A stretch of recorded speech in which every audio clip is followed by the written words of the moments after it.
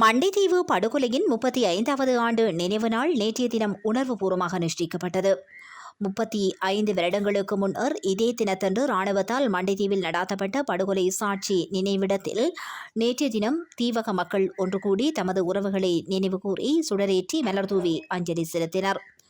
படுகொலை செய்யப்பட்ட உறவுகளின் வாழும் உறவுகளில் இருவர் முதன்மை சுடரேற்றி நினைவிடத்திற்கு மலர் மாலை அணிவித்து ஆரம்பமான அஞ்சலி நிகழ்வில் ஏற்பாட்டாளர் பிரகலாதன், வேலனை பிரதேச சபையின் தவிசாளர் சி. அசோக்குமார் மற்றும் பிரதேச சபையின் உறுப்பினர்கள் உள்ளிட்ட நூற்றுக்கணக்கான மக்களும் கலந்து தமது உணர்வுகளை வெளிப்படுத்தி அஞ்சலி செலுத்தினர். 26/8/1990 ஆண்டு தீவக பகுதியில் முன்னெடுக்கப்பட்ட இராணுவ நடவடிக்கைகளின் போது மண்டைதீவு, அல்லைப்பட்டி, மண்கொம்பான் ஆகிய பகுதிகளைச் சேர்ந்த 80க்கும் அதிகமான இளைஞர்களும் யுவதிகளும் காணாமல் ஆக்கப்பட்டிருப்பதுடன் மேலும் பலர் கொல்லப்பட்டும் இருந்தனர்.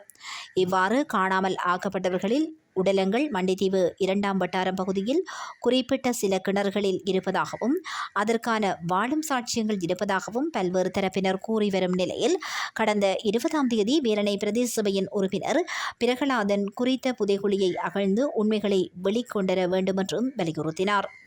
இந்நிலையில் குறித்த படுகொலைக்கு சாட்சியான இடமாக கூறப்படும் சுமார் 50க்கும் மேற்பட்ட உடலங்கள் இருப்பதாக கூறப்படும் கிணறு மக்களால் அடையாளம் காணப்பட்ட அவ்விடம் நினைவு கூறப்பட்டு வந்தது.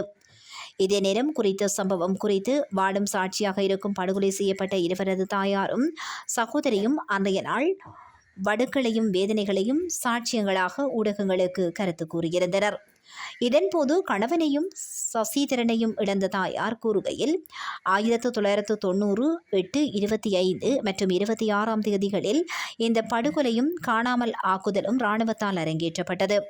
இதில் தனது கணவரும் சகோதரனும் கைது செய்யப்பட்டு இராணுவத்தால் என் கண் முன்னேயே கைது செய்யப்பட்டு எனது உறவினர் ஒருவரது வீட்டின் பின்பகுதியில் வைத்து கடும் சித்திரவதைக்குள்ளாக்கினர்.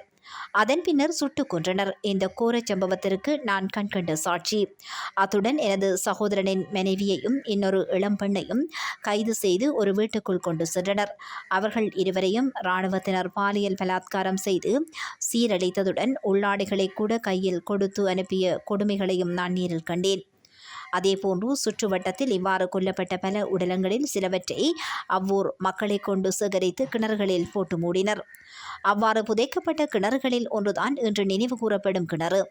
இந்த கிணறு போன்று இன்னும் பல கிணறுகள் இருக்கின்றன என அவர் கண்ணீர் மல்க தெரிவித்தார்.